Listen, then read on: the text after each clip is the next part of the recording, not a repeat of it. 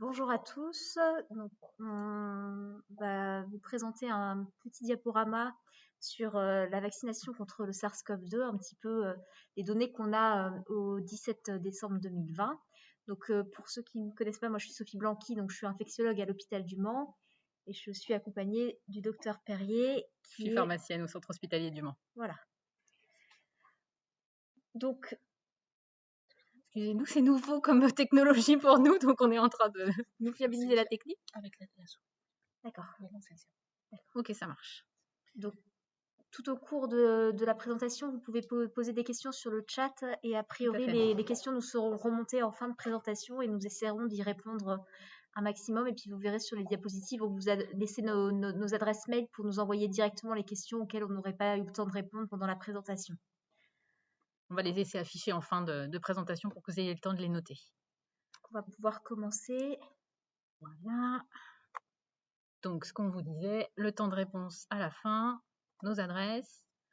Un point qui nous semblait important à souligner avant de démarrer la conférence, c'est qu'on n'a aucun conflit d'intérêt à déclarer en relation avec les fabricants de vaccins, comme on va citer au cours de la présentation. Donc, je voulais d'abord vous rappeler quelles étaient un petit peu les étapes de développement d'un vaccin. Donc, tout d'abord, c'est important de caractériser l'agent pathogène contre lequel on veut se vacciner. C'est important aussi pour définir quel type de vaccin on va produire et contre quoi sera dirigé, quel antigène sera mis dans le vaccin. C'est de définir la réponse immunitaire qui est protectrice chez l'homme. Avant d'étudier d'étudier les vaccins chez l'homme, on va d'abord les étudier sur des modèles animaux. Et c'est important de développer des modèles animaux qui soient pertinents, c'est-à-dire qui reproduisent le même type d'infection que chez l'humain. Ensuite, on va développer des plateformes vaccinales qui sont optimales pour le type de vaccin qu'on aura choisi. Après, on conduira des essais cliniques donc chez l'homme et après, on essaiera d'obtenir une AMM, autorisation de mise sur le marché. Donc, tout d'abord, donc le virus qui est responsable de la maladie qu'on appelle la Covid, donc c'est le virus qui s'appelle le SARS-CoV-2. Donc, vous savez que l'épidémie a commencé donc fin 2019 et qu'on a rapidement pu, par les techniques actuelles, avoir un génotypage complet du virus. Donc maintenant, ce virus est très bien caractérisé et c'est un virus donc ARN de la famille des Coronaviridae, du genre bêta-coronavirus. Donc il y a plusieurs virus qui appartiennent à cette famille, donc des coronavirus qu'on dit saisonniers qui sont responsables de rhume et des coronavirus animaux. Et on a aussi deux autres virus qui sont le virus du SRAS et le virus du MERS-CoV. Voilà. Donc, ce qui est important de savoir, c'est qu'il y a une grande homologie entre le virus du SARS-CoV-2 et le virus du SRAS qu'on appelle le SARS-CoV-1, avec notamment au niveau de la protéine S une homologie qui est d'à peu près 76%. Donc là, je vous ai mis un schéma avec la structure schématisée du SARS-CoV-2. Donc ce que vous voyez, c'est qu'il y a une grosse protéine qui est au niveau de la surface qui s'appelle la glycoprotéine de surface. Donc on entend souvent parler, c'est la protéine S, la protéine spike, qui va être la protéine qui va permettre la fixation au récepteur cellulaire et qui va permettre au virus de pouvoir pénétrer dans les cellules.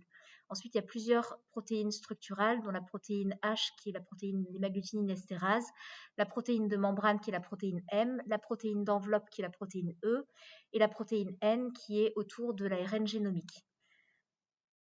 Voilà. Donc, sur cette diapositive, vous avez un petit schéma du cycle de multiplication intracellulaire du SARS-CoV-2. Donc, vous voyez que le virus il pénètre plutôt dans le corps par les voies aériennes supérieures.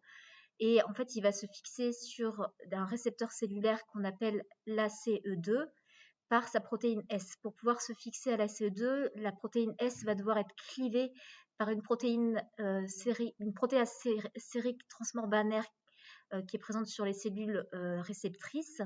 Et en fait, la protéine S va être clivée en deux sous-unités. Une sous-unité S1 qui contient ce qu'on appelle le récepteur binding domain, la zone RBD, et une sous-unité S2 qui va en fait faciliter la fusion entre la membrane plasmatique et l'enveloppe virale.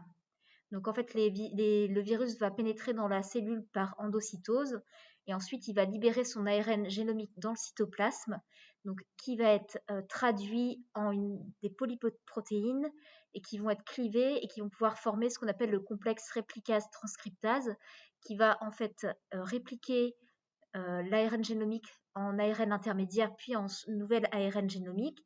Et l'ARN intermédiaire va être traduit en ARN messager, qui vont être transcrits, va être transcrit en ARN messager, qui vont être traduits après en protéines, qui seront les protéines en fait, qui vont composer les nouvelles particules virales et qui vont donc pouvoir sortir de la cellule après par exocytose. Donc on voit que une des cibles possibles pour la vaccination, c'est de bloquer un petit peu cet attachement à la CE2 en bloquant la protéine S. D'autant plus qu'en fait, on a étudié la réponse immunitaire adaptative au virus du SARS-CoV-2, et c'est à peu près la même chose que pour le MERS-CoV et pour le SRAS. C'est que les anticorps neutralisants sont vraiment dirigés contre cette protéine S, que ce soit sur la sous-unité S1, le domaine RBD ou la sous-unité S2. Et on a aussi, suite à cette infection, une réponse immunitaire cellulaire lymphocytaire T qui est très importante. 2 points que je voulais aborder avec vous parce que c'est des questions qu'on entend un petit peu tourner sur les réseaux sociaux, voilà, sur pas mal de médias. Donc, il y a dans la réponse cellulaire vis-à-vis du SARS-CoV-2, il y a une balance TH1-TH2 qui est très importante. Et on sait en fait qu'un excès de réponse TH2 et même de réponse plutôt TH17 est responsable de ce qu'on appelle l'orage cytokinique, qui est responsable des formes graves avec des lésions pulmonaires importantes. Donc vous voyez sur le petit schéma qui est juste en dessous que quand on vaccine ou quand on est infecté par le SARS-CoV-2, bah, on a des réponses qui sont à la fois TH1, qui vont plutôt produire des lymphocytes T CD8+, qui vont en fait tuer les cellules infectées. Et on a aussi une réponse TH2 qui va plutôt, elle, stimuler l'immunité humorale avec la maturation des lymphocytes B et qui va produire des anticorps. Voilà, donc on a à chaque fois dans les modèles animaux et dans les études de phase 1, phase 2, sur lesquelles je passerai très rapidement, étudier un petit peu quel type de réponse immunitaire, cellulaire était mise en jeu par ces vaccins pour vérifier que c'était plutôt une réponse immunitaire TH1 et qu'il n'y ait pas cet excès de TH2.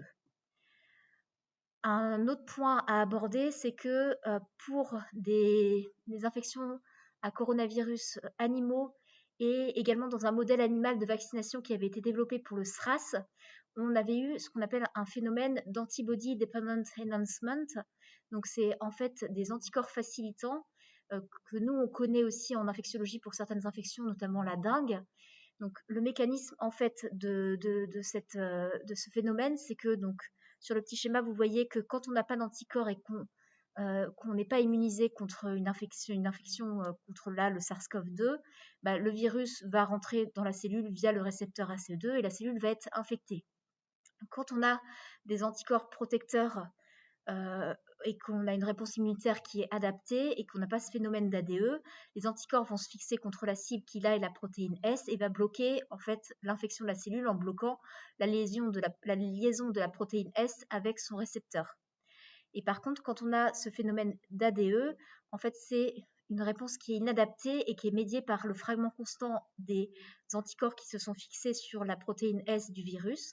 Et en fait, soit elle va pouvoir favoriser l'infection des macrophages qui vont diffuser l'infection un petit peu partout dans le corps humain et ce qui va faire une infection plus grave, soit ça va entraîner une polarisation des macrophages et notamment des macrophages alvéolaires dans le cas des infections à SRAS et qui vont en fait avoir un statut pro-inflammatoire et qui va entraîner une destruction des cellules pulmonaires et qui va entraîner une infection plus grave. Donc on avait très très peur en développant les vaccins pour le SARS-CoV-2 d'avoir ce phénomène-là, c'est-à-dire que chez les gens qui auraient été vaccinés, s'ils attrapent après le virus ou qui sont en contact avec le virus, ils feraient une forme plus grave de la maladie, mais on ne l'a pas du tout vu dans les modèles animaux, les essais de phase 1, les essais de phase 2 et les essais de phase 3, donc on est plutôt rassuré sur ce phénomène-là avec ce virus-là. Donc, le choix de l'antigène, bon, vous avez bien compris que c'était la protéine S qui allait être la cible, à la fois parce que c'est elle qui permet de rentrer dans les cellules et que notre réponse immunitaire qui est protectrice suite à l'infection, elle est vraiment dirigée contre cette protéine S. Donc, en fait, l'ensemble des vaccins qui ont été développés de type ARN, ADN et sous-unitaires, ils ont vraiment choisi comme antigène cette protéine S. Donc, il y a certains vaccins à ARN messager qui codent pour une protéine S dans une conformation particulière. Donc, c'est ce qu'on appelle la forme de préfusion, c'est-à-dire avec la mise en évidence de ces deux sous-unités S1, S2 et du RBD. Et en fait, c'est une forme qui est plus immunogène Et donc le vaccin Pfizer qu'on va avoir en premier et le Moderna qui sera probablement le deuxième vaccin qu'on va avoir, code pour cette protéine dans cette forme particulière. Et il y a juste un seul vaccin qui a une séquence qui a été réduite et qui ne code que pour le domaine RBD. Mais les fabricants ont plutôt choisi de faire la protéine S parce que vous savez qu'il y a eu plusieurs souches virales qui circulent actuellement et les mutations se passent surtout au niveau de la zone RBD. Pour l'instant, a priori, ça ne modifie pas la réponse immunitaire qu'on a et ça ne va pas jouer sur les vaccins. Mais c'est une zone qui est sur laquelle on a assez fréquemment des mutations. Et donc, ils ont préféré développer plutôt sur l'ensemble de la protéine S pour éviter d'être trop sensible à ces mutations. Donc, pour répondre à l'urgence sanitaire, il y a eu plusieurs types de vaccins et on appelle ça des plateformes vaccinales qui ont été développées pour répondre un petit peu à l'urgence, avec des plateformes classiques qui prennent un petit peu plus de temps pour fabriquer les vaccins et des plateformes qu'on dit nouvelle génération, qui sont des plateformes qui sont dites nouvelle génération parce qu'il y a peu de vaccins commercialisés, voire pas de vaccins commercialisés avec ces plateformes-là. Mais c'est des types de plateformes qui avaient déjà été identifiées comme étant des plateformes qu'on pourrait utiliser en réponse à une pandémie parce que ça permet la production assez rapide de vaccins et assez simple du coup. Donc, j'ai une diapo après qui reprend un petit peu aussi les avantages, désavantages de ces plateformes vaccinales. Donc, on va partir des vaccins classiques. Donc, il y a les vaccins qui sont entiers inactivés, donc qui sont en fait le virus qui est inactivé, donc qui est non réplicatif, donc qui peut être fait chez les immunodéprimés, chez toutes les populations. Mais c'est des vaccins qui sont très immunogènes, mais qui nécessitent pas mal de temps pour pouvoir être produits et qui nécessitent aussi des laboratoires de sécurité élevés, notamment avec un virus comme le SARS-CoV-2. Donc, c'est pas facile de les produire et notamment en grande quantité. Ensuite, il y a des vaccins vivants atténués, donc classique le ROR, qui sont des vaccins qui sont très immunogènes parce qu'ils reproduisent une mini-infection. Mais c'est des vaccins qu'on ne pourra pas utiliser chez les immunodéprimés qui sont particulièrement à risque quand même pour faire des formes graves de SARS-CoV-2 et qui nécessitent aussi pour le développement de ces vaccins des plateformes, des laboratoires avec une sécurité maximale. Ensuite, il y a des vaccins sous-unitaires. Donc là, pour le SARS-CoV-2 qui cible vraiment la protéine S. Donc, il y a pas mal de vaccins qui sont commercialisés. Ils peuvent être faits chez les immunodéprimés. Enfin, il y a très peu de contre-indications avec ces vaccins-là. Ils sont souvent peu immunogènes. Ils nécessitent d'y ajouter des adjuvants. Donc, c'est un choix aussi qui a été fait par pas mal de laboratoires et on va avoir des vaccins sous-unitaires qui vont être commercialisés assez rapidement aussi. Voilà, ils mettent un petit peu plus de temps que les vaccins nouvelle génération à être mis sur le marché. Et en fait, enfin, il y a des vaccins qu'on appelle en pseudoparticules. C'est comme des vaccins sous-unitaires, sauf qu'ils sont mis dans une espèce de conformation qui les fait ressembler à des virus. Et en fait, ils sont un petit peu plus immunogènes que les vaccins sous-unitaires, mais nécessitent quand même d'avoir des adjuvants. Et par exemple, le vaccin pour le papillomavirus fait partie de ces vaccins à pseudoparticules. Et ensuite, donc, on a ce qu'on appelle les vaccins nouvelle génération. Il y en a 3 à peu près types différents. Il y a ce qu'on appelle les vaccins à vecteur viral. Donc pour ces vaccins-là, il y a déjà des vaccins qui sont commercialisés. C'est des vaccins pour Ebola qui sont commercialisés. Et il y a des vaccins qui vont prochainement... Il y a le vaccin aussi pour la dengue qui fait partie aussi des vaccins à vecteurs viraux. Mais il y a pas mal de vaccins qui sont en train d'être étudiés, qui vont prochainement être commercialisés, qui utilisent cette technique-là. Donc le principe de ces vaccins-là, c'est qu'en fait, on utilise un virus donc, qui est soit un virus humain mais qui est peu pathogène, donc souvent c'est des adénovirus humains, des virus de la stomatite vésiculeuse qui est une infection qui est asymptomatique chez l'homme, et dans lequel on va insérer en fait on va modifier son génome pour qu'il soit réplicatif, soit non réplicatif, et on va insérer en fait une séquence génomique qui va coder pour l'antigène d'intérêt. Donc là, c'est la protéine S. Donc c'est des vaccins qui vont reproduire soit une mini-infection, soit c'est des vecteurs non réplicatifs, mais qui vont quand même cibler les cellules du système immunitaire, et c'est des vaccins qui sont très immunogènes. Voilà, après, on n'a pas trop de recul. Le problème que posent surtout ces vaccins-là, c'est que notamment quand on utilise des vecteurs viraux qui sont humains, on peut avoir une immunité préexistante au vecteur viral, ce qui fait qu'on va moins bien répondre aux vaccins. Et ça a bien été démontré notamment avec des vaccins qui utilisent des adénovirus humains. On voit que les personnes âgées qui sont plus souvent séropositifs pour ces adénovirus répondent moins bien aux vaccins. Ensuite, il y a les vaccins à ADN, donc qui sont assez facilement produits, qui n'ont pas besoin non plus de laboratoires de sécurité comme les vaccins à vecteurs viraux. Et par contre, il n'y a aucun vaccin qui est commercialisé qui utilise cette technologie-là. Ils sont peu immunogènes. On est obligé de faire des doses répétées. C'est des techniques d'injection qui sont un peu particulières parce qu'il faut pouvoir que l'ADN puisse rentrer dans les cellules. Et enfin, il y a les vaccins à ARN, donc il n'y en a aucun de commercialisé à ce jour. Il y en a pas mal qui sont aussi en cours de développement dans des phases cliniques. Donc, c'est en fait des séquences d'ARN. Donc, soit c'est des ARN messagers simples, soit c'est des ARN qui sont autoréplicatifs.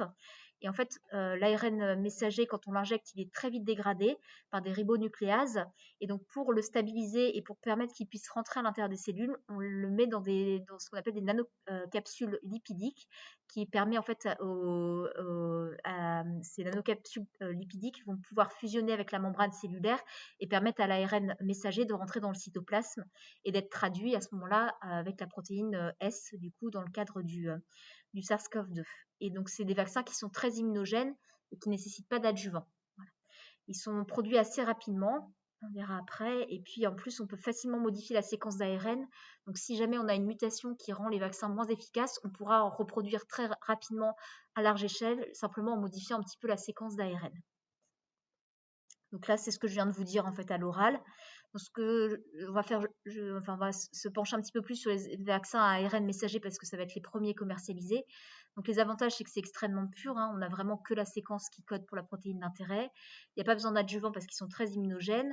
La demi-vie de ces vaccins est vraiment très très courte. Au bout de quelques jours, on ne voit plus d'ARN si on s'amuse à mettre de la fluorescence sur ces ARN ou sur ces capsules lipidiques qui sont vraiment en quelques jours complètement éliminés et ça reste vraiment au site d'injection. Ça ne va pas se diffuser dans tout le corps. Voilà.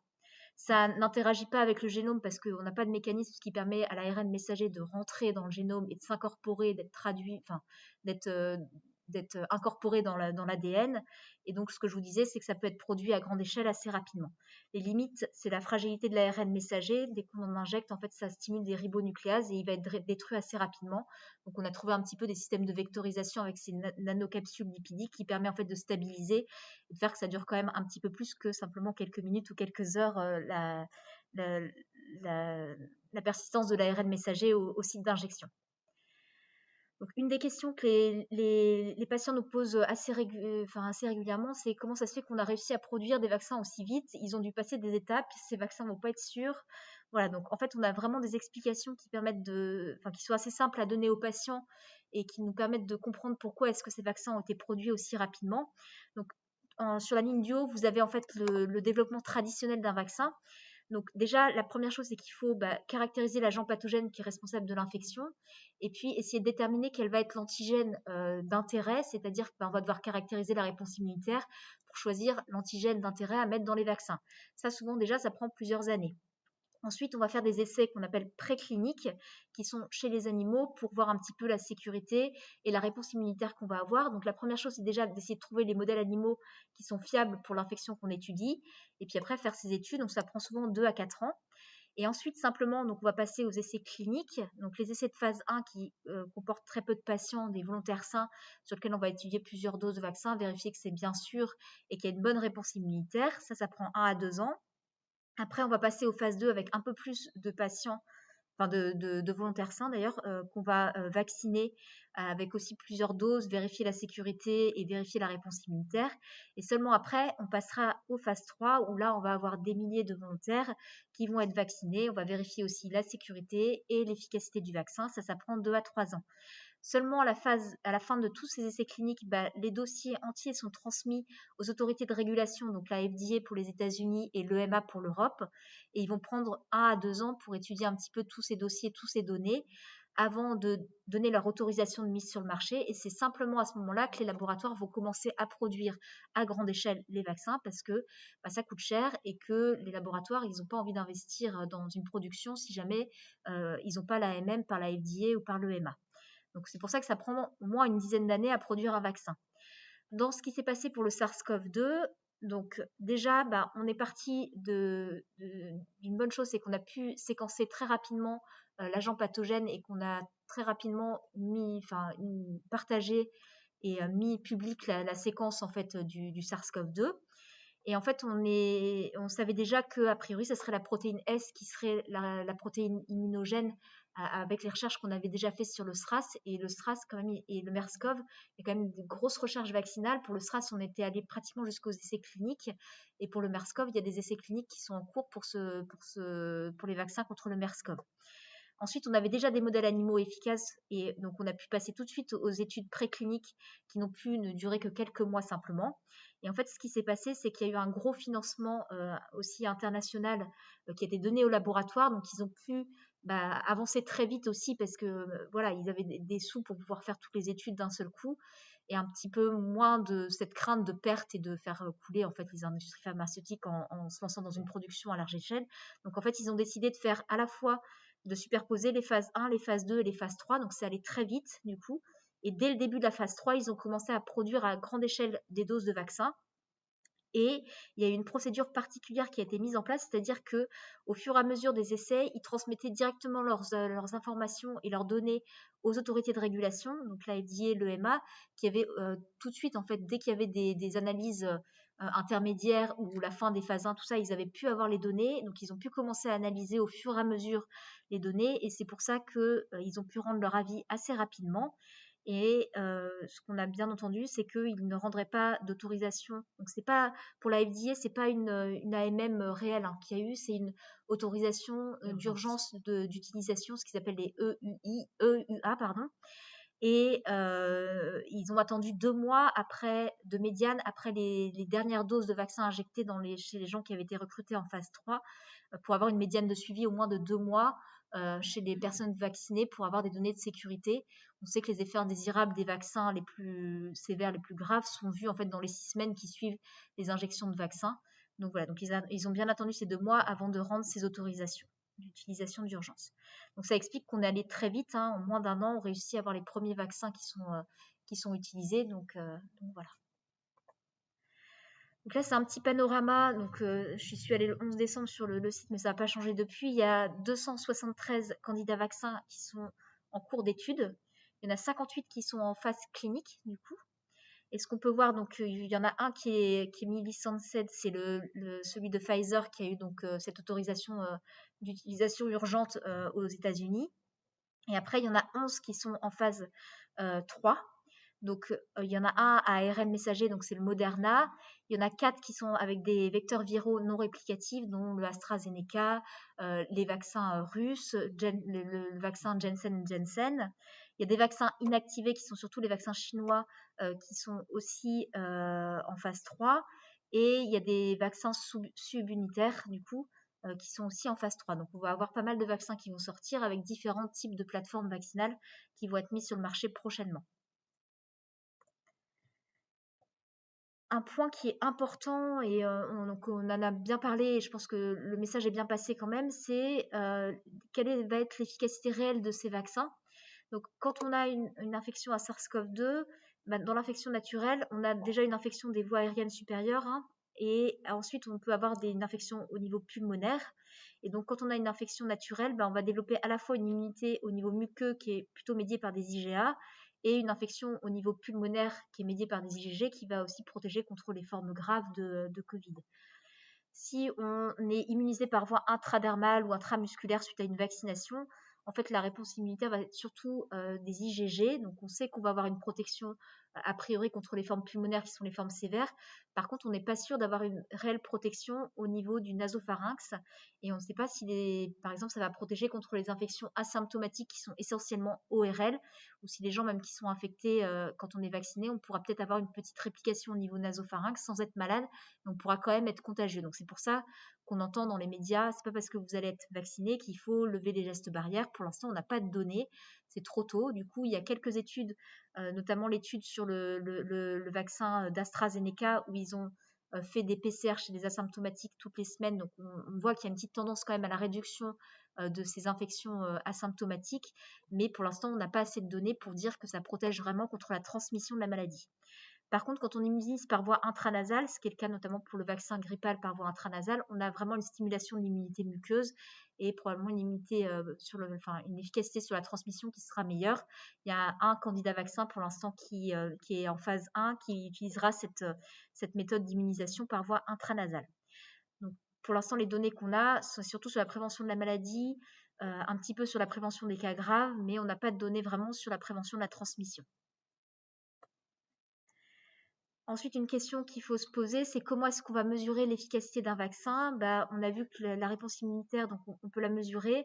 Donc la réponse immunitaire humorale déjà par le dosage des IgG, par les méthodes classiques ELISA. Ensuite, on peut doser les anticorps neutralisants, donc soit par une neutralisation vraie, donc qui nécessite par contre là des laboratoires de sécurité parce qu'on utilise du vrai virus du SARS-CoV-2, ou des pseudo-neutralisations avec des virus qui sont des pseudovirus qui ne sont pas pathogènes du coup.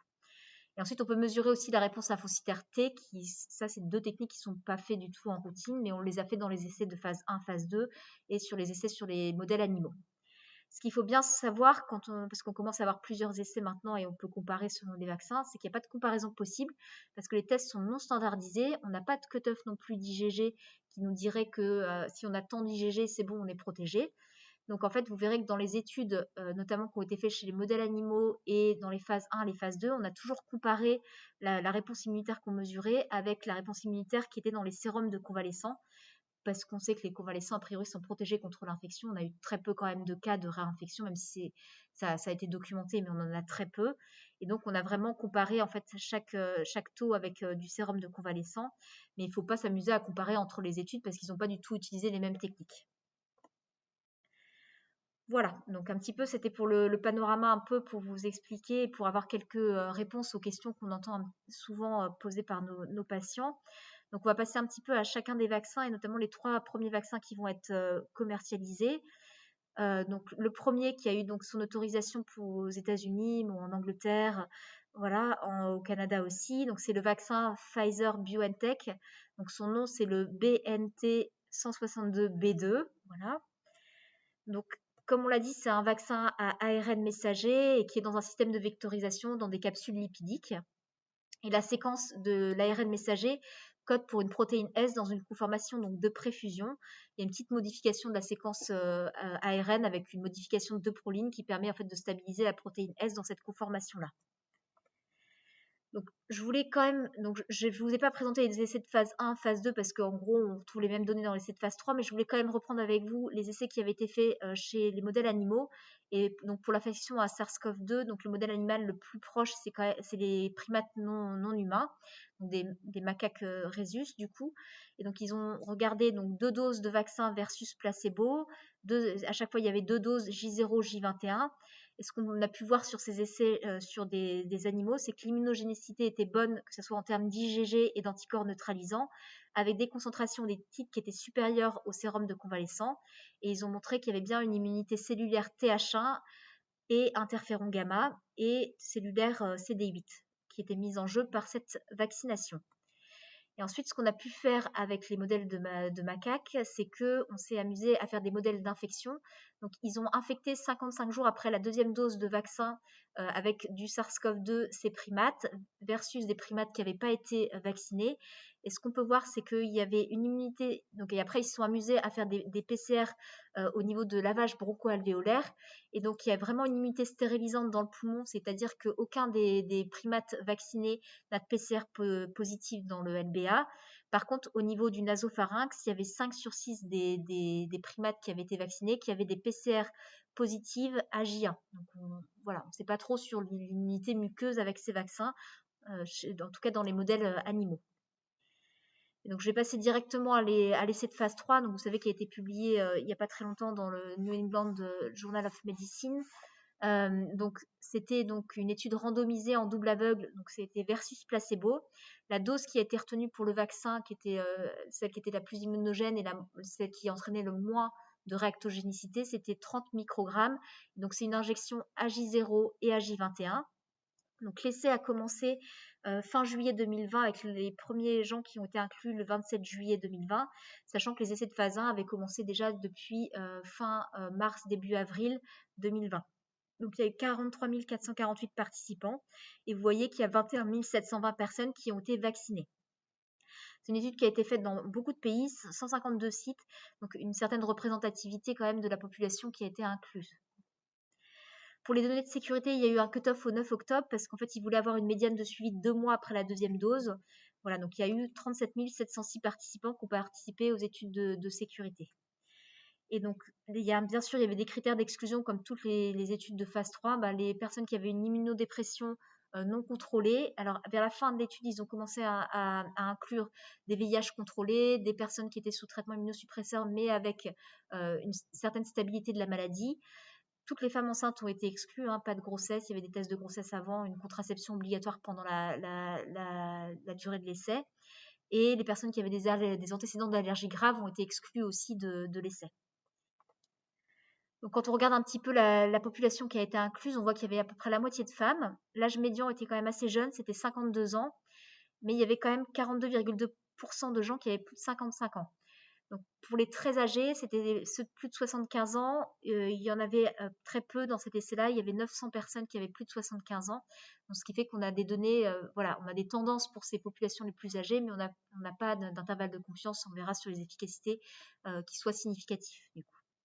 Ils ont quand même inclus 35% de gens qui avaient un BMI supérieur ou égal à 30, donc une obésité, qui est quand même un des facteurs de risque majeur de forme grave de Covid. Et il y avait 21% des gens qui avaient une comorbidité, donc que ce soit l'obésité, le diabète, maladies cardiovasculaires et des pathologies respiratoires chroniques.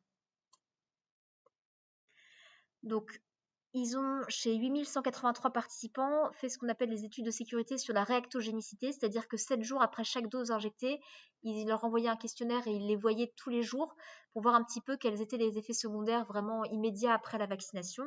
Et ce qu'on a pu montrer, c'est que les effets indésirables locaux suite à la vaccination, le plus fréquent, c'était la douleur au point d'injection, donc qui pouvait être là chez 83% après des patients inclus après la première dose chez les 16-55 ans, donc c'est assez fréquent. C'est un peu moins fréquent chez les personnes plus âgées qui ont plus de 55 ans, vous voyez ici du coup. Donc là, 83% et 71% chez les plus de 55 ans. Et c'est à peu près le même pourcentage après la deuxième dose.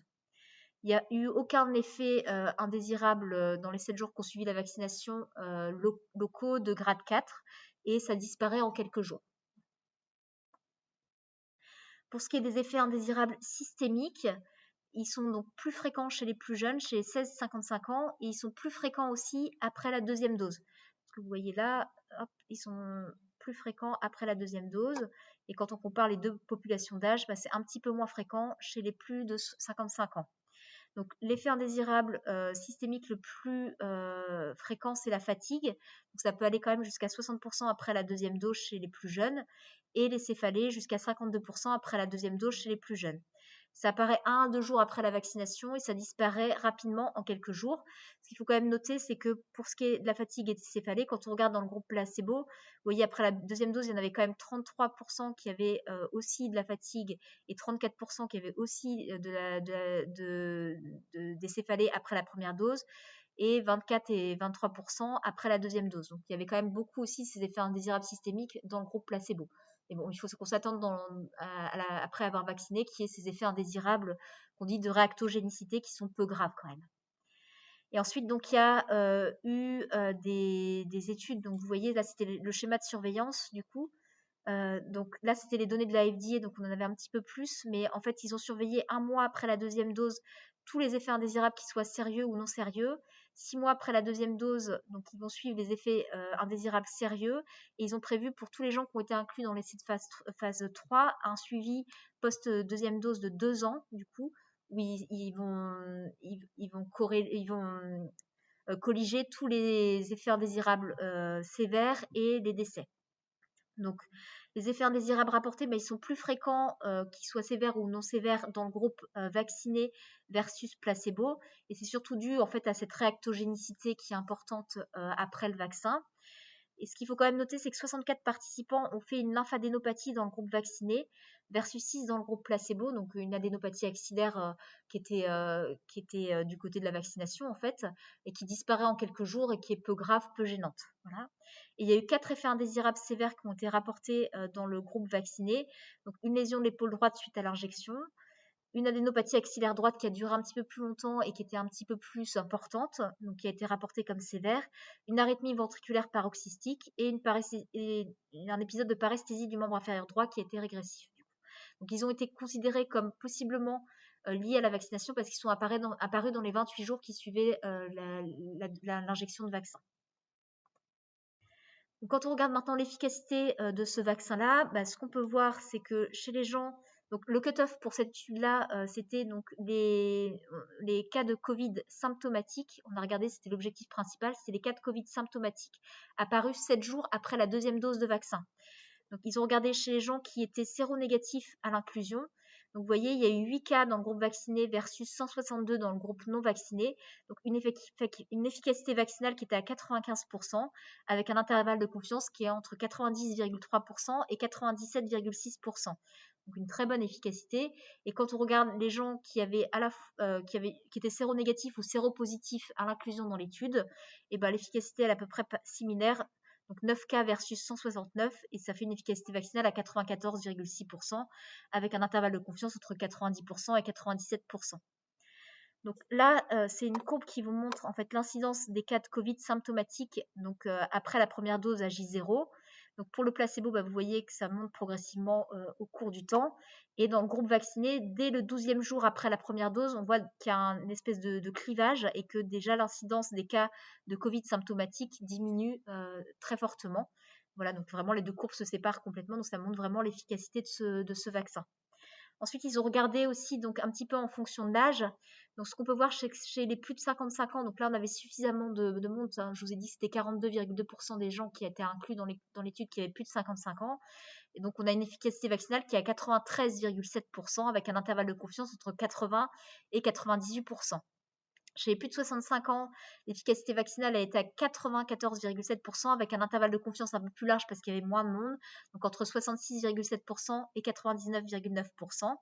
Et chez les plus de 75 ans, l'efficacité, elle était montrée à 100%, parce qu'il n'y avait pas de cas chez les vaccinés et 5 cas chez le groupe placebo, mais avec un intervalle de confiance qui est non significatif du fait qu'il y avait peu de cas et peu de gens dans cette population-là. Quand on regarde l'efficacité vaccinale en fonction de si on a une comorbidité ou si on n'en a pas, elle est similaire aussi. Vous voyez, sans comorbidité, 94,7% et avec comorbidité, 95,3% avec un intervalle de confiance entre 87,7 et 98,8.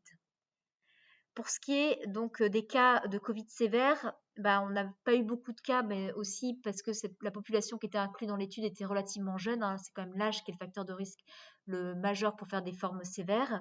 On a eu un cas dans le groupe vacciné versus 9 cas dans le groupe non vacciné après la première dose de vaccin, ce qui fait une efficacité globale de 88,9%, mais avec un intervalle de confiance assez large, entre 20 et 99%, du fait du faible nombre de cas sévères. Mais bon, vu que ça diminue quand même le cas d'infection symptomatique, on va probablement avoir une efficacité aussi sur les cas sévères de Covid. Donc, pour les modalités pratiques, je vais laisser Hélène parler. Donc, ce vaccin, il sera présenté en flacon de 5 doses. C'est un flacon de 0,45 ml qu'il faudra diluer avec un petit peu de NaCl. C'est un vaccin qui contient ni conservateur, ni adjuvant, ni produits animaux. Il se conserve, vous l'avez tous entendu, dans des manières un peu compliquées, c'est-à-dire entre moins 60 et moins 80 degrés pendant 6 mois. Dès qu'on le place dans la chaîne du froid, c'est-à-dire entre 2 et 8 degrés, il se conserve 5 jours. Et à partir du moment où vous l'avez reconstitué, vous allez pouvoir piquer dans le vaccin 6 heures tout en le maintenant au réfrigérateur. Donc on voit bien que l'ARN messager, nous l'a dit Sophie, c'est très fragile. Hein, c'est pour ça, dès qu'il est tout seul nu, il ne réussirait pas à atteindre sa cible. Et c'est pour ça qu'on le met dans des vésicules lipidiques. Ça veut aussi dire qu'en termes de manipulation, il faut faire attention. Il ne faut pas agiter le flacon parce que ça pourrait abîmer les vésicules ou l'ARN messager et donc réduire l'efficacité du vaccin. Donc la manipulation aussi va nécessiter d'être prompte et douce. Et ça va aussi poser nombre de contraintes logistiques et organisationnelles parce qu'à partir du moment où on va sortir le vaccin du congélateur à moins 80, le chrono sera lancé et il faudra essayer autant que possible de regrouper les vaccinations pour essayer de maximiser les doses qui seront mises à disposition, surtout en première phase où on en aura assez peu finalement. C'est une injection qui se fait en intramusculaire, recommandée dans le muscle deltoïde, mais s'il n'est pas suffisant, dans les études, ils ont pu aussi recourir au muscle de la cuisse, c'était tout à fait possible. La dose, vous voyez, c'est une petite dose, 0,3 ml, et qui nécessite un rappel à 21 jours, plus ou moins 2 jours.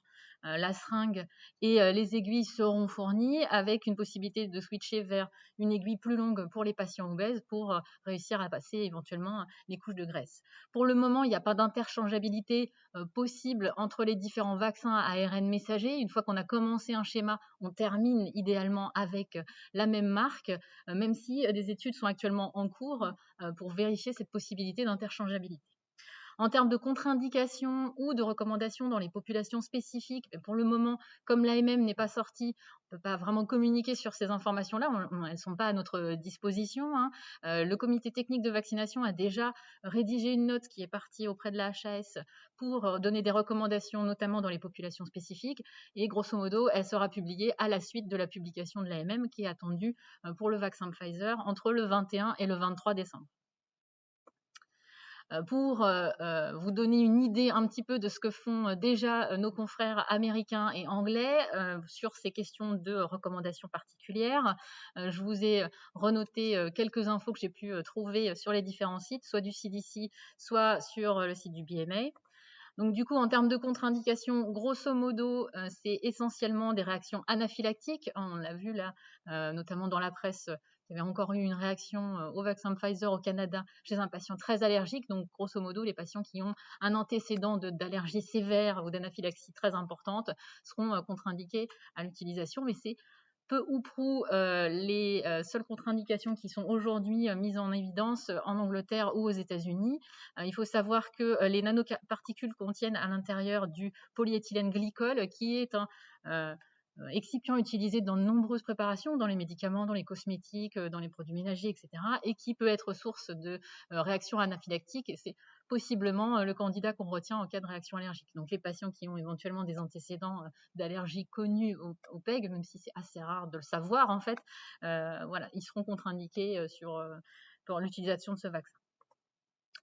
On sera toujours en période de grippe et notamment de vaccination grippale, puisque vous savez que la campagne recommence avec la livraison maintenant des vaccins. Donc peut-être il y aura la question pratico-pratique de alors mon patient, je viens de le vacciner contre la grippe, qu'est-ce que je fais de mon vaccin Covid? Eh bien voici comment procèdent nos confrères dans les autres pays.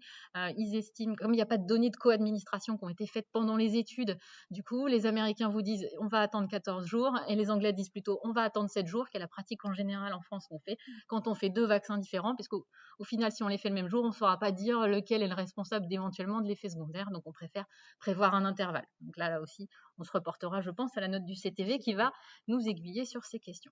En termes de population spécifique, les Anglais nous disent que les patients hémophiles, par exemple, pourront recevoir cette injection intramusculaire pour peu qu'on la fasse dans la période où ils viennent de recevoir leur facteur de coagulation pour qu'il soit au plus haut de leur taux de facteur, et que les patients sous anticoagulants sont également possiblement peuvent recevoir la vaccination Covid même en intramusculaire, pour peu d'utiliser des aiguilles plus fines et de faire une pression ferme de 2 minutes après l'injection au niveau du point d'injection et en les prévenant du risque d'hématome éventuel qui pourrait arriver.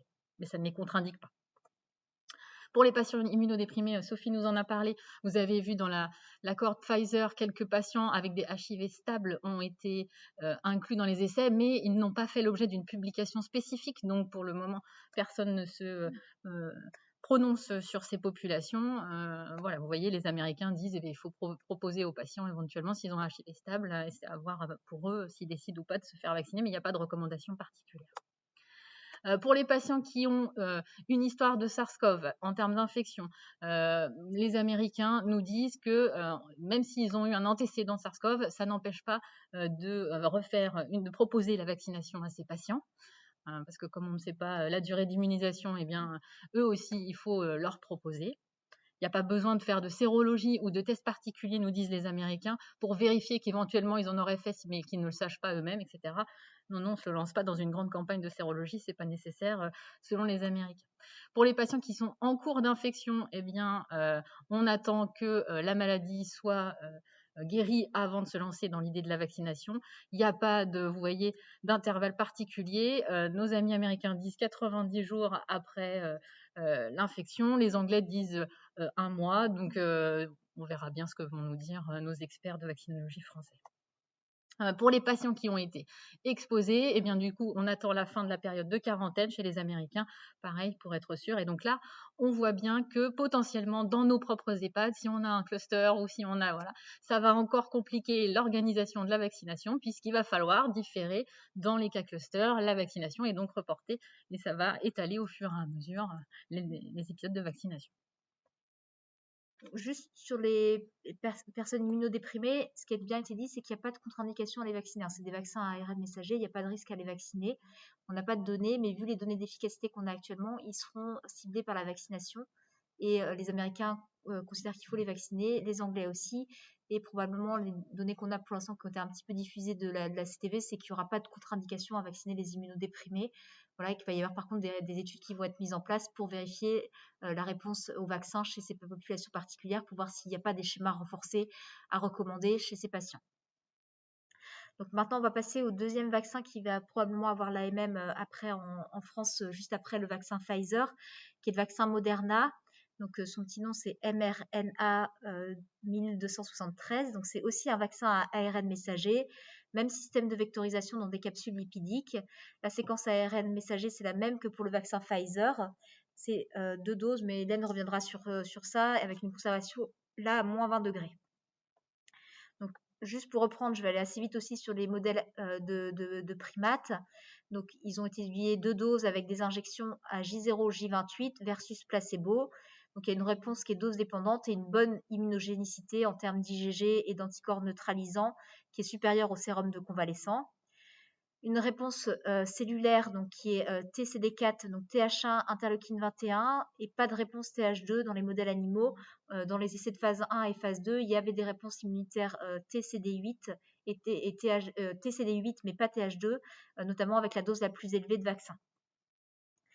Quand on a regardé aussi quand on a infecté après ces macaques avec du SARS-CoV-2, on a vu aussi qu'il y avait du contrôle de la réplication virale dans le poumon, donc quand on faisait les PCR sur des LBA, sauf pour un macaque qui avait pour la dose maximale une PCR positive à J1.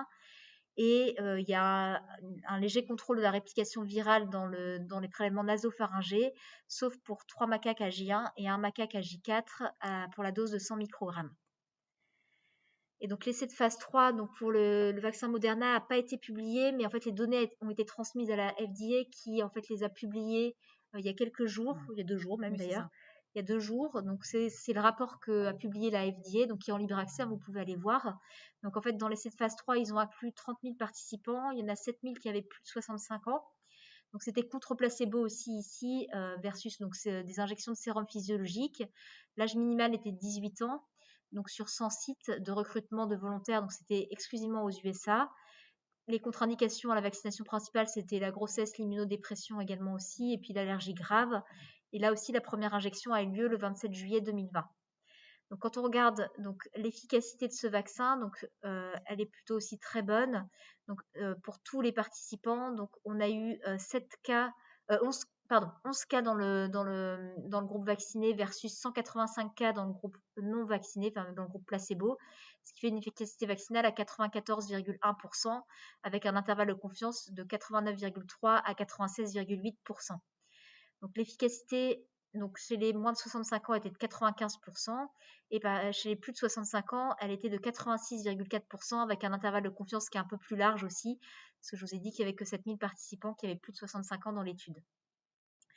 Donc là aussi, vous avez la petite courbe sur l'incidence cumulative des cas symptomatiques de Covid. Donc je ne vous ai pas dit, l'objectif principal pour cette étude-là, c'était les cas symptomatiques aussi de Covid-19, 14 jours après la deuxième dose de vaccin. Et donc là, ils ont regardé donc, dès la première dose qui est J0 entre placebo versus vacciné. Et on voit aussi qu'à partir à peu près de J15, on a vraiment un shift aussi avec beaucoup moins d'infections symptomatiques dans le groupe vacciné versus le groupe placebo. Et ils ont regardé aussi les cas sévères de Covid. Ils en ont eu un petit peu plus que dans l'essai de Pfizer avec 30 cas, 0 dans le groupe vacciné et 30 dans le groupe placebo. Donc, ce qui leur donnait une efficacité vis-à-vis des cas sévères à 100%, mais bon, il y a très peu de cas, donc voilà, c'est une efficacité relative. Donc, dans les données qu'on a de la FDA, l'effet indésirable local le plus fréquent, c'était la douleur au point d'injection. 90% des participants ont eu cette douleur au point d'injection. Et les lymphadenopathies qui ont été présentes chez 16% des vaccinés. L'effet indésirable systémique le plus fréquent, c'était la fatigue, puis après les céphalées, les myalgies, les arthralgies et les frissons. Ça apparaît aussi juste après la vaccination et ça disparaît en quelques jours. C'est plus fréquent après la deuxième dose et chez les plus jeunes, donc comme pour le vaccin Pfizer. Et dans les effets indésirables, dans les 28 jours qui suivaient la vaccination, il y a eu 3 paralysies faciales dans le groupe vacciné versus une paralysie faciale dans le groupe placebo. Donc la FDA a émis une surveillance particulière pour ces paralysies faciales, sachant que donc ils n'ont pas pu dire, ils pensent que ce n'était pas lié à la vaccination, mais comme ça venait dans les 28 jours qui suivaient la vaccination, ils sont obligés on peut pas exclure que ça soit non lié à la vaccination. Mais l'incidence, elle est similaire à celle de la population classique. Il y a juste un petit peu plus dans le groupe vaccinal, donc c'est pour ça qu'ils vont mettre une surveillance particulière pour ce vaccin-là sur les paralysies faciales. Donc pour les modalités pratiques, Hélène va vous les présenter. Cette fois-ci, le vaccin, lui, est présenté en flacon de 10 doses. C'est un flacon qui est prêt à l'emploi, il n'y a pas de dilution à prévoir. Là encore, pas de conservateur, pas d'adjuvant et pas de produits animaux. En termes de composition, vous voyez qu'on retrouve les vésicules lipidiques et puis quelques adjuvants, mais qui ne sont pas nécessairement pourvoyeurs de réactions anaphylactiques. La conservation est un peu plus simple. Elle se situe cette fois-ci dans un congélateur standard, c'est-à-dire moins 20 degrés pendant 6 mois. Les flacons non entamés à température réfrigérée sont stables 30 jours, ce qui nous donne un petit peu plus de temps en termes de transport et aussi d'organisation logistique. Et les flacons non entamés à température ambiante sont stables 12 heures. Donc là aussi, c'est pareil en termes d'organisation des rendez-vous vaccinaux. C'est quand même un peu plus de possibilités en termes d'horaire. Et à partir du moment où vous avez commencé à prélever, vous avez également 6 heures, que ce soit au frigo ou que ce soit à température ambiante cette fois-ci. C'est également une injection intramusculaire qui est prévue. La dose est de 100 microgrammes, soit 0,5 millilitres. Et cette fois-ci, le rappel se fait à 28 jours. Il y a là encore pas d'interchangeabilité des vaccins. Comme je vous l'ai dit, les études sont en cours. En termes de contre-indications et de recommandations dans les populations spécifiques, eh bien, il va falloir se reporter à l'AMM du vaccin qui est prévu pour le tout début du mois de janvier. Pour le moment, rien de publié chez nos amis ni anglais ni américains. Voilà, et enfin, le dernier vaccin qui va probablement être commercialisé, enfin, c'est pas le dernier parce qu'il va y en avoir beaucoup, mais en tout cas dans les prochains qui vont sortir, c'est le vaccin donc AstraZeneca Oxford, qui lui est un vaccin à vecteur viral. Donc en fait, le vecteur viral, c'est un vecteur viral non réplicatif, c'est un adénovirus de singe, et en fait, dans lequel on a intégré la séquence ADN de la protéine S. Donc, pour les modalités pratiques, on voit qu'il est déjà stable à 4 degrés pour 6 mois, donc il va être plus simple à utiliser. Toujours les modèles animaux, donc il y avait des macaques qui ont été vaccinés avec simplement une seule dose, des macaques qui ont été vaccinés avec 2 doses, et puis un contrôle qui comprenait simplement en fait le vecteur viral non réplicatif sans la séquence en fait de la protéine S. Donc 2 injections à J0 et J28 pour les schémas boostés. Et ce qu'on a pu voir chez les modèles animaux, c'est que le titre d'anticorps IgG neutralisant est modéré dans les deux groupes, avec une immunité cellulaire T qui est produite par le vaccin. Donc c'est à peu près du même niveau que les sérums de convalescents. Et quand on a infecté les macaques avec du SARS-CoV-2, on a une protection au niveau de la réplication virale dans le poumon, mais pas au niveau nasal. Tous les macaques qui étaient vaccinés avaient une réplication au niveau nasal. Et par contre, on a sacrifié après, dans cet essai-là, les macaques et on a vu qu'il n'y avait pas de lésion de pneumopathie dans le groupe vacciné contre 3 sur 6 macaques dans le groupe contrôle. Donc ça protège bien contre les formes pulmonaires, a priori dans ces modèles de macaques de SARS-CoV-2. Donc là, l'essai de phase 3, c'était le premier en fait à être publié donc dans le Lancet tout début décembre 2020. Donc ils ont compilé en fait les données de 2 études et il y a l'étude de phase 3 qui est en cours en Afrique du Sud. Les gens n'ont pas pu être inclus parce qu'elle venait tout juste de commencer, mais donc les études vont continuer. C'est des analyses intermédiaires du coup. Donc là, il y avait l'essai de phase 2-3 donc qui était du simple aveugle contrôlé qui a été fait sur 19 sites en Angleterre, en Écosse, au Pays de Galles à partir du 28 mai 2020. Et en fait, donc, ce qui s'est passé dans cet essai, c'est qu'il y avait 3 groupes. Il y avait un groupe qui n'était pas très nombreux, qui était en Angleterre, qui a reçu une première dose de vaccin qui était dit low dose, c'est-à-dire demi-dose, puis une standard dose, une dose normale à J28. Un groupe qui avait reçu 2 fois des doses de standard et un contrôle. Et là, le contrôle, c'était pas du placebo, c'était le vaccin méningococcique tétravalent conjugué à 2 injections à J0, J28. l'histoire de la low dose qui est expliquée dans cette publication, c'est qu'en fait, ils ont fait des modèles de quantification pour savoir combien de particules virales étaient contenues dans les injections. Et en fait, pour ces patients qui ont reçu la low dose, ils se sont rendus compte quand ils ont contrôlé le dosage avec des PCR que la méthode marchait pas bien et donc ils ont reçu des demi-doses alors qu'on pensait leur injecter des doses standards. Voilà, je vous le raconte ça parce que c'est important pour les données d'efficacité après. Et donc, l'étude de phase 3, elle a commencé au Brésil. Donc, il y avait 3 sites au Brésil à partir du 23 juin 2020. Donc, c'était aussi du simple aveugle contrôlé, dose standard pour les 2 injections. Et le contrôle, c'était vaccin méningococcique tétravalent conjugué. Et pour la deuxième injection H28, ils ont utilisé du sérum salé. Donc, quand on regarde un petit peu la population qui a été inclue, on voit que, notamment sur les sites anglais, il n'y avait pratiquement pas de personnes âgées au début et très peu après. Et la même chose pour le Brésil, on n'a vraiment pas beaucoup de personnes de plus de 55 ans. C'est moins de 10% de la population. Et on avait une majorité de femmes, c'est à peu près 60,5%. Donc, quand on regarde l'efficacité du vaccin, donc là, vous voyez, c'est quand on compile tous les patients qui ont reçu à la fois le schéma low dose, standard dose et 2 standard doses. Donc, on a eu en fait 30 cas dans le groupe vacciné versus 101 cas dans le groupe contrôle, ce qui fait une efficacité vaccinale à 70,4% avec un intervalle de confiance entre 54,8% et 80,6%.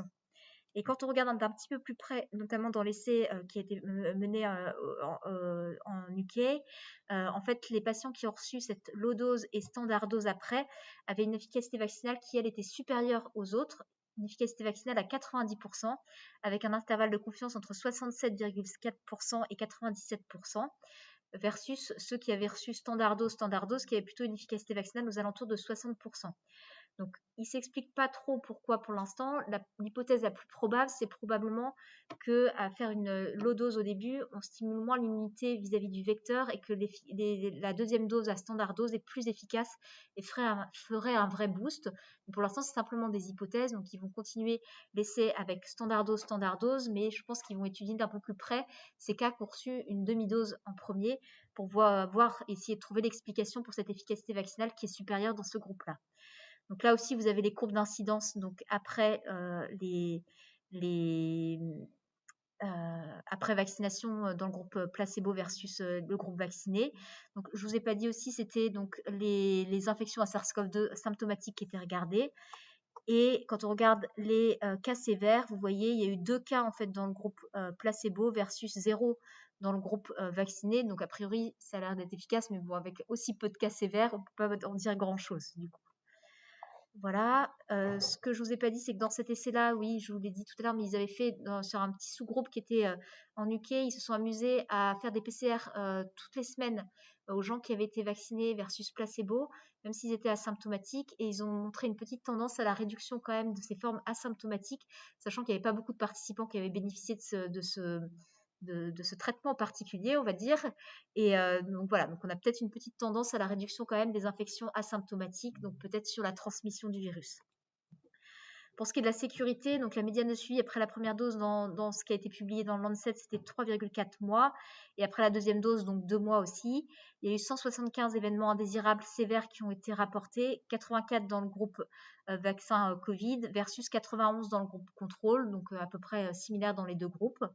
Il y a eu 3 événements qui ont été retenus comme possiblement liés à la vaccination. Dans le groupe vaccin Covid, une myélite transverse. Donc cet effet elle est apparu 14 jours après la deuxième dose et a été revu par un comité indépendant de neurologues qui pense que c'est plutôt une myélite peu grave, comment on dit, sans étiologie, voilà, sans étiologie évidente, idiopathique, voilà, je cherchais le mot. Voilà, mais comme c'était dans les 14 jours qui suivaient la vaccination, ça a été retenu comme possiblement lié à la vaccination. Et dans le groupe contrôle, donc suite à une injection de vaccin méningococcique tétravalent conjugué, une anémie auto-immune, mais ça avait déjà été rapporté dans la littérature. Donc ça a été retenu comme possiblement lié à la vaccination. Et il y a une personne qui a reçu le vaccin, mais on ne sait pas lequel parce que l'aveugle n'avait pas encore été levé au moment de la publication, qui a fait une fièvre à plus de 40 dans les 2 jours qui ont suivi la dose de vaccin, mais qui s'est résolue en quelques jours. Donc, pour les modalités pratiques, Hélène va vous en En parler. termes de présentation, c'est pas encore très clair. D'après ce que nous disent les Anglais, ça s'est présenté en flacon de 8 ou de flacons de 10 doses, également prêt à l'emploi. Là non plus, pas de conservateur et pas d'adjuvant. La conservation, vous la voyez, elle est beaucoup plus simple, hein. On est dans la chaîne du froid standard, donc 6 mois. Après ouverture au frigo, c'est stable 48 heures. Excusez la coquille, entre 9 et 30 degrés, c'est stable 6 heures. Donc en termes de contraintes logistiques, on voit que plus on va avancer dans la mise à disposition des différents vaccins, plus la logistique va devenir quand même moins complexe à mettre en œuvre. L'injection se trouve également en intramusculaire au niveau du deltoïde. La dose est de 0,5 ml et nécessite un rappel à 28 jours. En termes de contre-indications et de recommandations, là encore, pour le moment, rien de publié. Et l'AMM de ce vaccin, elle est attendue plutôt au printemps 2021. Donc, on va vous parler maintenant, pour terminer, de la stratégie vaccinale et de l'organisation qui est préconisée pour ce vaccin. Donc, vous savez que la HAS a émis des recommandations préliminaires sur la stratégie de priorisation des populations à vacciner fin novembre 2020. Et le but, donc vu tout ce que je vous ai dit, le fait qu'on n'a pas de données sur la transmission, sur les infections asymptomatiques, le but vraiment de cette stratégie de vaccination, ça va être de réduire la mortalité attribuable à la maladie Covid. Donc, on va particulièrement cibler les populations qui sont à risque de faire les formes graves, d'accord? D'autant plus qu'au début, on ne va pas avoir beaucoup de doses, donc on va cibler les personnes le plus à risque de faire des formes graves et le plus à risque aussi d'attraper et d'être en contact avec ce virus. C'est pour ça qu'on a ciblé les personnes les plus âgées dans les EHPAD qui ont quand même un milieu de vie où dès qu'il y a un cas, ça peut rapidement évoluer vers un cluster. Et ensuite, il y aura aussi un but qui sera de maintenir les activités essentielles et notamment les activités de santé. Et c'est pour ça que les soignants vont être ciblés assez rapidement dans les priorisations de la HAS. Ce qu'on peut voir, c'est que l'étape 1, qui correspond à peu près à la priorité 1 de la HAS, ça équivaut à 1 million de personnes quand même, du coup, donc c'est à peu près le nombre de doses qu'on va avoir en tout début, et ce sera du vaccin Pfizer. Voilà. À partir de fin février, début mars, on devrait pouvoir passer à la priorité 2 de l'HAS, qui correspond quand même à 14 millions de personnes. Donc voilà, c'est des personnes âgées de plus de 50 ans même, voilà, et des personnes à comorbidité. Donc là, probablement qu'on aura déjà un petit peu plus de vaccins disponibles. On aura le Pfizer toujours, probablement le Moderna, peut-être déjà l'AstraZeneca. Et ensuite, donc au printemps 2021, on élargira aux autres tranches de la population et on aura d'autres vaccins comme le vaccin CureVac qui est aussi un vaccin à ARN messager qui est pas mal avancé aussi, et le vaccin Janssen qui est un vaccin à vecteur viral non réplicatif. Et ils annoncent aussi le vaccin Sanofi pour l'étape 3, sachant qu'il a pris pas mal de retard, donc je ne sais pas si on l'aura vraiment disponible à ce moment-là. Donc là, je vous ai mis un petit peu les dates qu'on avait, mais je pense que ça va être un petit peu modifié vu tout ce qui s'est dit récemment là, avec la stratégie gouvernementale. Mais a priori, à partir du 4 janvier, on pourra commencer la phase 1. Donc, on va discuter un petit peu parce que ça va être un peu particulier pour nous en Sarthe. Et la phase 1, donc je vous ai remis un petit peu qui était ciblé. En gros, c'est toutes les personnes âgées qui résident en EHPAD, en USLD, plus les résidences autonomie, les résidences services seniors, les EPA et possiblement les SSR gériatriques, mais plutôt dans un deuxième temps. Et par voie d'équité aussi, on vaccinera les professionnels qui exercent dans ces structures ont plus de 65 ans, donc il n'y en aura pas beaucoup, je pense, du coup, mais c'est ou qui présentent aussi un facteur de risque. Donc ça fera un petit peu plus de monde dans les professionnels qui pourront bénéficier de la vaccination lors de cette phase 1. Ensuite, la phase 2, c'est d'abord les personnes âgées de plus de 75 ans, après les 65-74 ans, et puis les professionnels des secteurs de la santé ou médico-sociaux qui sont âgés de plus de 50 ans et ou qui présentent une comorbidité. La phase 3, c'est les personnes de plus de 50 ans ou qui ont des comorbidités qui n'ont pas été vaccinées antérieurement, et les professionnels des secteurs de la santé et du médico-social non vaccinés antérieurement, quel que soit leur âge. Du coup. Voilà, et il y aura des opérateurs professionnels des secteurs essentiels qui ne sont pas définis, parce que ce n'est pas la HAS de définir qui est essentiel et qui ne l'est pas. Et en phase 4, du coup, ce sera plutôt les personnes vulnérables précaires, les professionnels qui prennent en charge ces personnes vulnérables et précaires, les personnes qui vivent dans des hébergements plutôt collectifs. Et la phase 5, qui sera vraiment la dernière, c'est toutes les autres tranches de la population, notamment quand on aura probablement des données sur d'efficacité sur la transmission ou pas. Du point de vue du parcours vaccinal, notamment dans la phase 1, le gouvernement a commencé à communiquer sur l'organisation de ce parcours. Le préalable indispensable à tout lancement du parcours, c'est bien évidemment la délivrance de l'autorisation de mise sur le marché du vaccin Pfizer, qui sera le premier qui sera disponible pendant la phase 1. On ne peut rien dire sans cette autorisation de mise sur le marché, puisque c'est dans cette AMM que sera défini les contre-indications, ce qui nous empêche ou pas, et ce qui nous permet aussi de délivrer une information complète à nos patients qui souhaitent se faire vacciner. On aura également juste après la note du comité technique de vaccination, qui est déjà probablement rédigée et qui est en attente de la délivrance de l'AMM, et de même l'avis du collège de la HS qui suivra très rapidement suite à la publication de l'AMM. Donc voici comment les choses sont imaginées. Dans un premier temps, la première chose, c'est une consultation prévaccinale qui est idéalement en maison de retraite réalisée par le médecin traitant du résident. Si celui-ci n'est pas disponible, à défaut, on peut faire intervenir le médecin coordonnateur ou un autre médecin suggère les autorités. Cette consultation prévaccinale, elle a deux buts surtout, c'est d'informer le patient sur la vaccination, lui donner une information complète pour qu'il puisse prendre une décision et donner son consentement éclairé, et donc recueillir son consentement. Les modalités, elles sont actuellement en cours de définition. Vous voyez qu'on attend l'avis du comité d'éthique nationale. Sachez que dans les autres pays, en Angleterre ou aux États-Unis, le recueil du consentement est déjà pré-proposé par un formulaire avec un feuillet d'information qui est fourni par les autorités et mis à disposition. Donc, on peut espérer que nos autorités fassent de même pour nous soutenir. À partir de cette consultation prévaccinale, on aura une idée donc des besoins en doses vaccinales dans les différents résidents, et donc ça fera remonter les besoins, les nombres de doses à livrer, ça pourra déclencher la chaîne d'approvisionnement logistique. Cette chaîne d'approvisionnement logistique, vous avez bien compris, pour le vaccin Pfizer est quand même assez complexe vu la conservation qui se trouve entre moins 60 et moins 80 degrés. On n'est pas tous équipés de super congélateurs.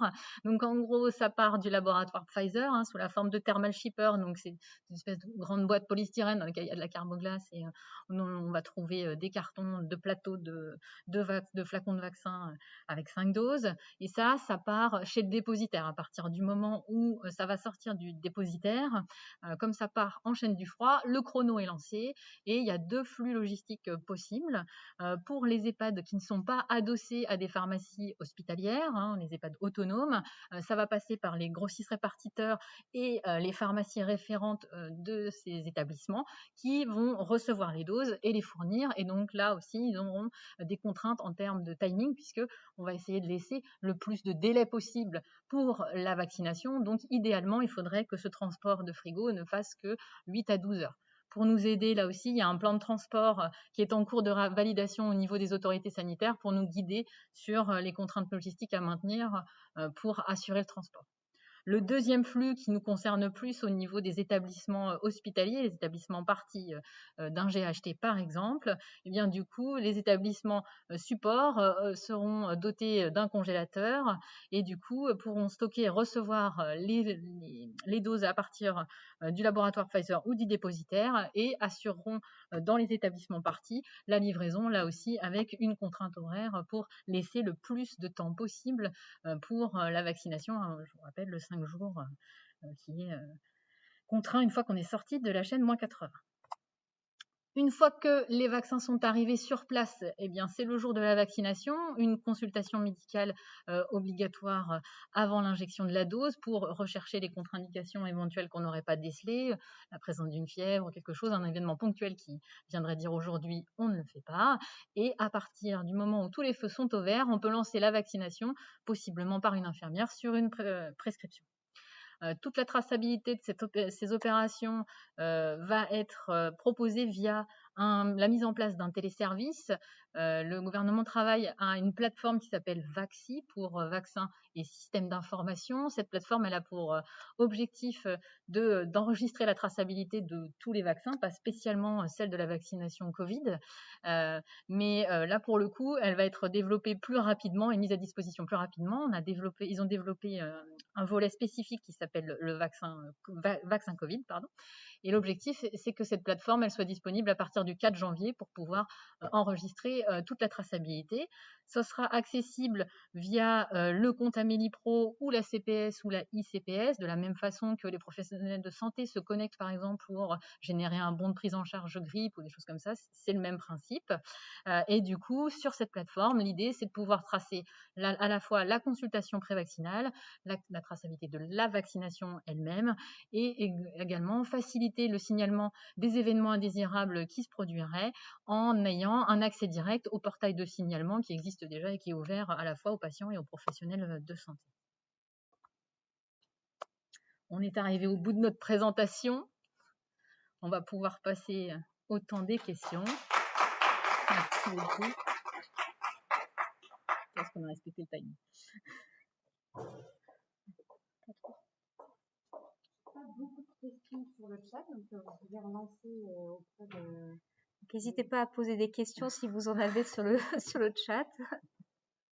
Il y avait une première question sur le vaccin Pfizer. Que faut-il envisager lors d'une troisième injection? Mais en fait, a priori, il n'y a pas de troisième injection. Alors en fait, pour l'instant, on a les données, donc le schéma, ce sera 2 doses à J0, J21, et vous avez vu que les essais sont assez récents, donc on n'a pas de données sur l'efficacité à long terme. Là, c'est des données d'efficacité donc assez courtes, du coup, donc on va suivre tout ça. Je vous ai dit qu'il allait y avoir un suivi.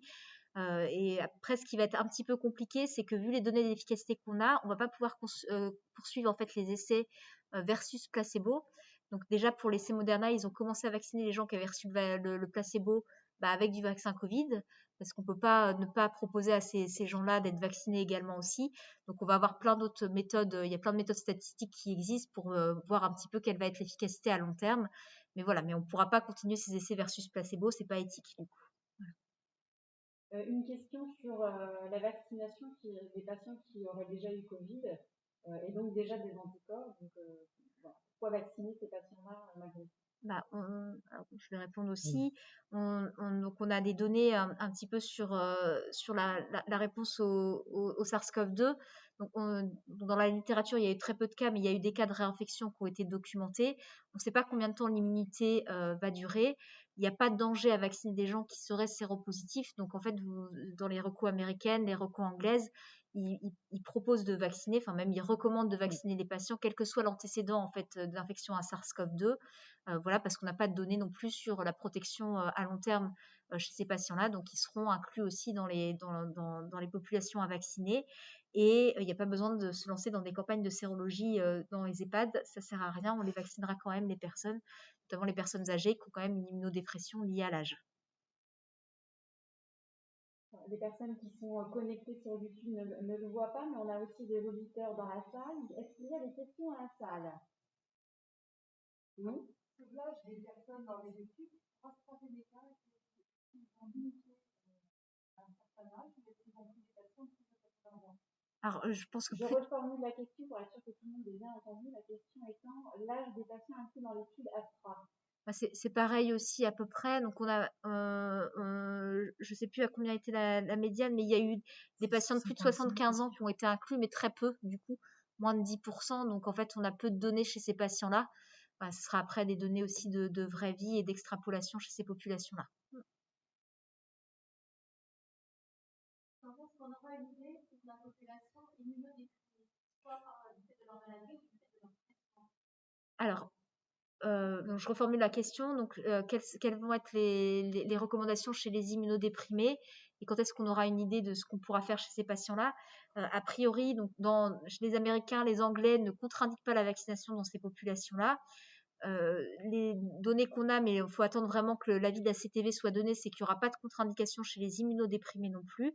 Après, la question qu'on se pose tous un petit peu, c'est quelle va être la réponse chez ces patients-là qui n'ont pas été inclus dans les études. Est-ce que l'efficacité sera la même ou pas? Je ne peux pas vous répondre. Je sais qu'il y a des études, et notamment par le réseau français d'études sur les vaccins, qui vont essayer de faire des études où ils vont inclure ces patients spécifiques très immunodéprimés pour mesurer un petit peu la réponse immunitaire qu'ils vont avoir au vaccin. Donc par toutes ces données que je vous disais, IgG, anticorps neutralisants, et je pense que chez certains patients, ils vont mesurer aussi la réponse immunitaire cellulaire. Du coup. Une question assez pointue sur le chat. La protéine S présente-t-elle une homologie avec une protéine humaine?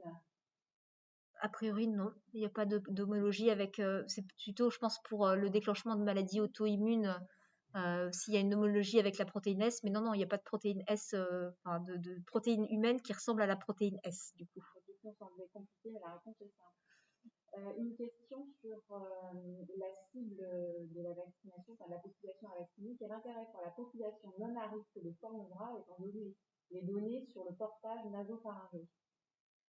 Bah, pour l'instant, il n'y a pas beaucoup d'intérêt. C'est ce qu'on a assisté avec Hélène Oui. à une conférence, notamment de pharmacovigilance.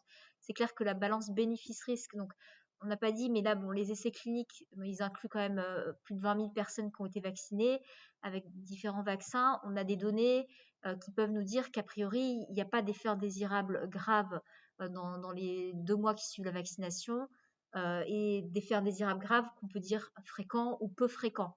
Pour les effets indésirables graves, rares ou très rares, bah, on n'avait pas le nombre de personnes suffisant pour les voir apparaître. Et ça, on ne verra que dans ce qu'on appelle les phases 4, qui est après le suivi des effets indésirables qui suivent la commercialisation du vaccin. Et par contre, on a regardé un petit peu quelle était la balance bénéfice-risque. C'est des patients qui sont très à risque de faire des formes sévères. Bah, clairement, la balance bénéfice-risque entre avoir un effet indésirable rare ou très rare versus contracter une infection à SARS-CoV-2 qui peut entraîner une mortalité importante, bah, elle est clairement en faveur de la vaccination. Chez quelqu'un de 20 ans qui n'a pas de comorbidité, qui fera a priori une forme asymptomatique, bah là, tant qu'on n'a pas ces données sur la transmission, on ne peut pas se prononcer, je pense, sur l'intérêt de les vacciner. Et c'est pour ça qu'ils ont été mis plutôt dans les phases suivantes de vaccination. Voilà. Et eux, je pense que la vaccination, l'intérêt sera plutôt pour limiter la transmission aux autres, aux personnes de l'entourage, du coup.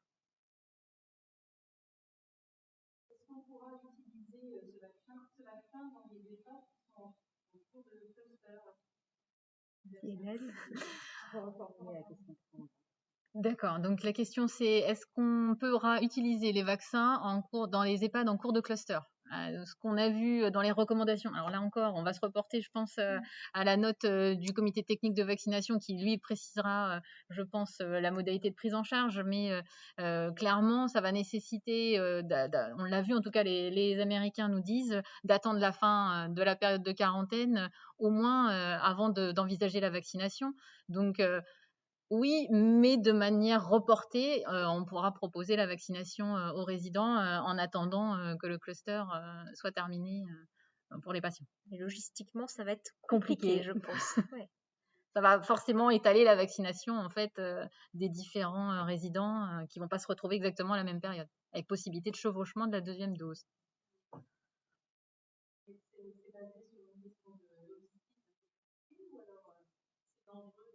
Non, alors non, c'est pas ça, c'est qu'en fait, quand on a une infection aiguë, quelle qu'elle soit, si on s'amuse à vacciner pendant la phase aiguë, ben, on aura probablement une réponse immunitaire qui sera moins importante.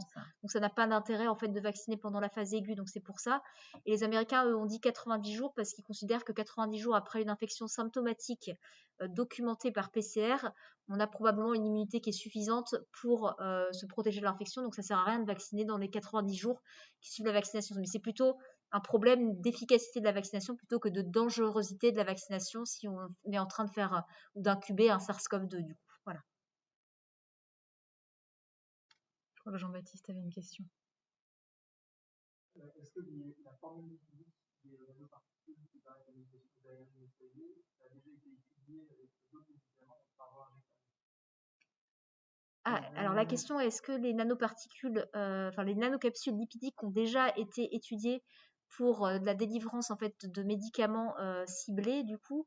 Oui, les nanoparticules lipidiques, ça fait 10 ans que c'est étudié du coup, pas mal de publications dessus, et c'est vraiment des systèmes de vectorisation qui sont très prometteurs et qui sont sans danger en fait. Du coup. Et cette formule-là a déjà été alors, je ne sais pas si exactement celle-ci. Oui, précisément, j'avoue que. Je sais que chaque laboratoire a ses formulations de nanocapsules. Je ne saurais pas te répondre si celle-là en particulier a été étudiée. Mais en tout cas, il y a plein de recherches et plein de systèmes de vectorisation lipidique qui ont été développés ces dernières années.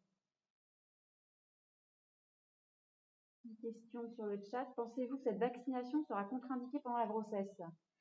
Alors, les Anglais, j'ai relu ça il y a pas longtemps, c'est les Américains, je sais plus lesquels, enfin en tout cas un des deux. On dit Les que Américains. c'est les Américains, voilà. Les Américains ont dit que pour l'instant il n'y avait pas de données pendant la grossesse, donc il fallait a priori ne pas le faire pendant la grossesse. Mais Mais- la question a été posée chez des soignants, notamment Oui. enceintes du coup. Est-ce que elles pouvaient quand même être vaccinées? Et en fait, ils ont proposé de faire une consultation avec un médecin pour discuter de la balance bénéfice-risque chez ces patientes-là et que si elles veulent quand même être vaccinées, il n'y aurait pas de contre-indication formelle à les vacciner. Et que si par hasard, donc il n'y a pas besoin de faire de test de grossesse avant de vacciner non plus, Voilà. et que si par hasard on vaccine une femme enceinte qui ne savait pas qu'elle était enceinte, il n'y aura pas de proposition d'interruption volontaire de grossesse. Voilà, donc parce que a priori, il y aura, vu que c'est vraiment une insertion assez limitée, il n'y a a priori pas de risque pour le fœtus, même si on n'a pas de données chez les femmes enceintes qui n'ont pas été inclus dans les études.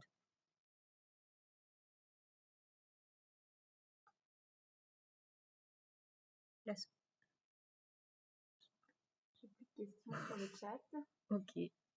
On a trouvé des questions dans la salle également. Donc, bah, si vous avez des questions qui vous viennent après, donc Voilà. vous avez bien nos mails, donc vous n'hésitez pas à nous envoyer un mail, on prendra le temps d'y répondre avec Hélène. Tout à fait. Voilà, et puis bah, on vous souhaite à tous une bonne soirée et merci pour votre attention. Voilà.